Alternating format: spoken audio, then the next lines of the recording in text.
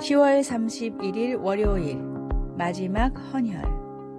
호주에 사는 한 고령의 노인이 병원을 찾아 헌혈을 했습니다.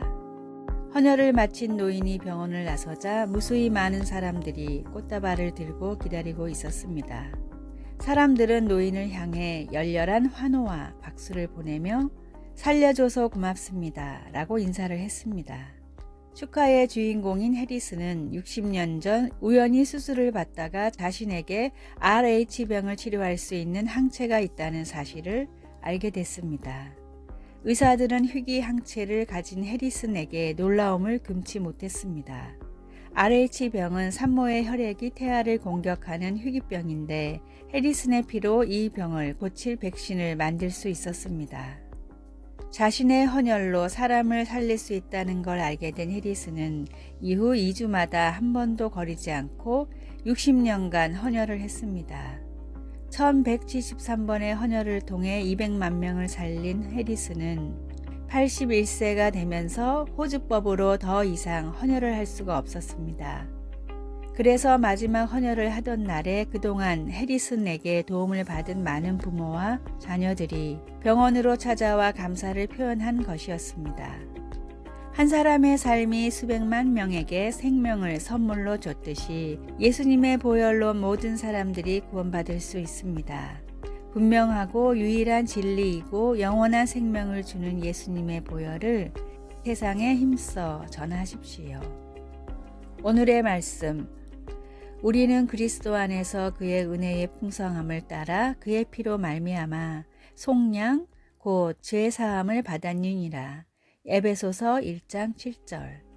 오늘의 찬송 197장 은혜가 풍성한 하나님은.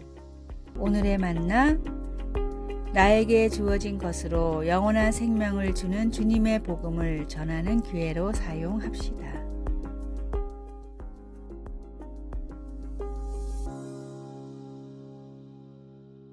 11월 1일 화요일. 다 알아요. 5살짜리 아이는 모든 걸 다 안다고 주장하며 우리에게 웃음을 줍니다. 아이들은 뭐든지 안다고 때로 그럴 수 있지만 조금 더 나이를 먹은 우리는 그렇지 않다는 걸 압니다. 그리고 우리는 흔히 답보다는 질문거리를 더 많이 가지고 있습니다.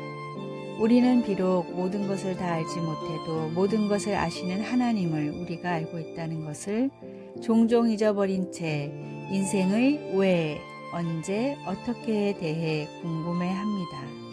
시편 139편 1절과 3절은 모든 것을 아시는 우리 하나님께서 우리를 얼마나 종합적으로 친밀하게 이해하고 계신지에 대해서 말합니다. 다윗은 여호와여 주께서 나를 살펴보셨으므로 나를 아시나이다. 나의 모든 길과 내가 눕는 것을 살펴보셨으므로 나의 모든 행위를 익히 아시오니 라고 말합니다. 우리를 완벽하게 사랑하시고 오늘 우리가 맞닥뜨릴 문제를 모두 알고 계시며 인생의 모든 상황에서 우리를 돕는 최선의 방법을 아시는 하나님을 우리가 알고 있다는 사실이 얼마나 유한이 되는지 모릅니다. 우리의 지식에는 언제나 한계가 있지만 하나님을 아는 지식이 가장 중요합니다. 우리에게는 하나님을 아는 지식이 가장 중요합니다. 하나님은 가장 신뢰할 수 있는 분이기 때문입니다. 말씀. 나의 모든 길과 내가 눕는 것을 살펴보셨으므로 나의 모든 행위를 익히 아시오니. 시편 139편 3절. 찬송 407장 구주와 함께 나 죽었으니. 기도. 저에 대한 모든 것을 또 제게 필요한 모든 것을 아시는 주님 감사합니다. 아멘.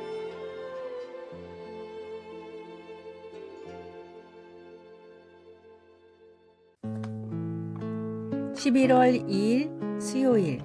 소중한 두 샘물. 인접한 산속에 물이 귀한 두 마을이 있었습니다. 두 마을에는 소중한 샘물이 하나씩 있었는데 한 마을은 샘물을 누구나 마음껏 사용할 수 있었지만 다른 마을은 정해진 양만큼 사용할 수 있었습니다. 마음껏 물이 있는 마을 사람들은 물이 사람을 위해 있는 것이기 때문에 있을 때 잘 써야 한다고 생각했지만 정해진 양만 쓰는 마을 사람들은 언제 떨어질지 모르는 소중한 물이기 때문에 조금이라도 오래 쓰려면 아껴야 한다고 생각했습니다. 심지어는 샘물을 지키기 위해 다 같이 물을 안 쓰는 날까지 만들었습니다. 그러나 이런 노력에도 불구하고 샘물을 아껴 쓴 마을의 샘이 더 빨리 말라버렸고 마음껏 사용한 마을은 오히려 샘물이 그대로였습니다. 왜 이런 차이가 일어났을까요? 사용한 만큼 솟아나고 그대로 두면 썩어버리는 샘물의 특징을 아껴 쓰는 마을 사람들은 몰랐기 때문입니다. 자꾸 퍼내야 더 솟아나는 샘물처럼 하나님의 은혜와 능력 역시 그렇습니다. 풍성한 은혜의 샘을 바라만 보다 좋은 때를 놓치는 어리석은 사람이 나의 모습이 아닐까요? 더 바라는 믿음과 기도의 간구함으로 다함이 없는 샘물 같은 하나님의 능력을 넘치도록 누리십시오. 오늘의 말씀, 내가 주는 물을 마시는 자는 영원히 목마르지 아니하리니 내가 주는 물은 그 속에서 영생하도록 솟아나는 샘물이 되리라. 요한복음 4장 14절. 오늘의 찬송 545장 이 눈에 아무 증거 아니 배워도. 오늘의 만나, 하나님의 능력을 제한하지 말고 놀랍게 누리게 하소서. 다함이 없는 주님의 능력에 필요한 것을 기도로 구합시다.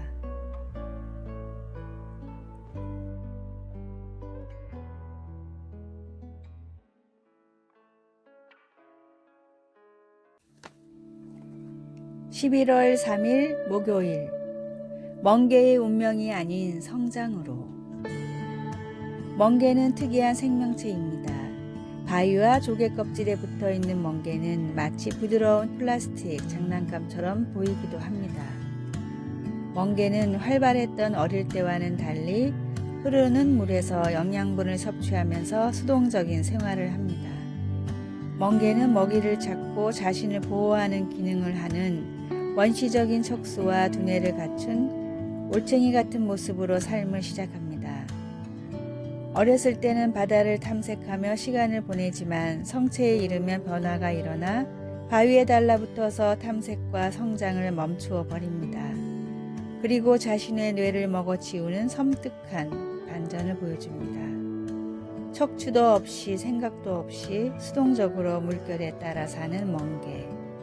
베드로 사도는 우리에게 그런 멍게의 운명을 쫓지 말라고 권면합니다. 우리는 성장하도록 부르심을 받았고 그것은 곧 하나님의 성품에 참여하는 것을 의미합니다. 성장은 곧 정신적으로는 그리스도를 아는 지식을, 영적으로는 덕과 인내 그리고 절제의 모습을, 실제 삶에서는 서로 사랑하고 대접하며 각각 은사를 받은 대로 봉사하는 것을 더해 가는 것입니다. 베드로는 이 같은 성장을 통해 우리가 게으르지 않고 열매 없는 삶을 살지 않을 거라고 말합니다.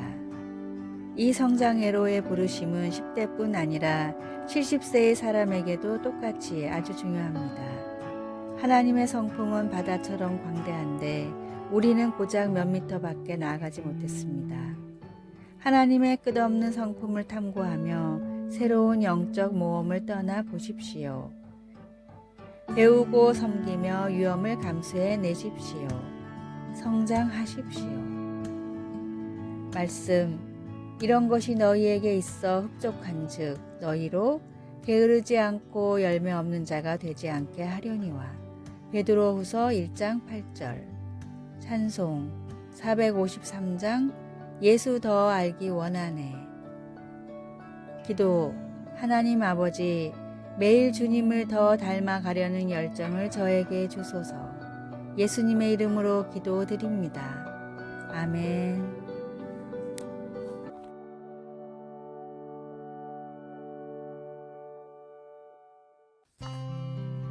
11월 4일 금요일, 대나무 주사위의 메시지. 조선시대 선비들에게는 의기라는 중국 문화가 유행했습니다. 물컵처럼 생겼지만 정작 물을 부으면 쏟아져 버려 마실 수 없는 쓸모없는 컵인데 이 컵 주변에 청빈, 안분과 같은 분자의 교훈을 적어 부와 명예 같은 것들은 컵으로 빠져나가는 물과 같이 쓸모없는 것이며 정말 중요한 것을 잊지 말라는 일종의 교육용 도구였습니다. 의기 중 가장 유명한 것은 7개의 면이 있는 대나무 주사위였는데 각각의 면에는 다음의 교훈이 새겨져 있었습니다. 첫 번째, 매일 3번 감사의 말을 하라. 두 번째, 홧김에 나오는 말을 3번 참아라. 세 번째, 남을 3번 칭찬하라. 네 번째, 내 잘못을 3번 인정하라.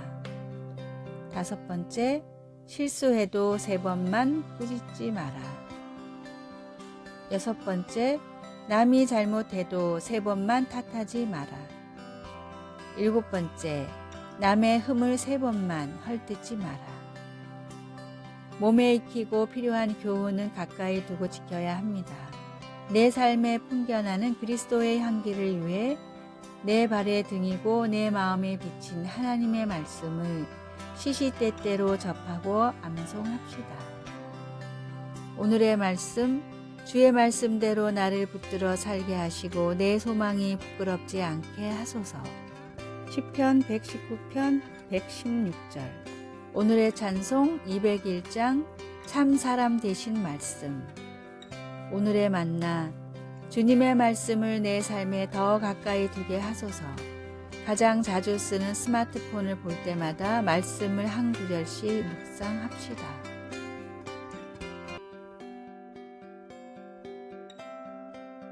아래의 빨간색 글자 구독을 누르시어 더 많은 전도의 열매를 맺으시기를 기도합니다.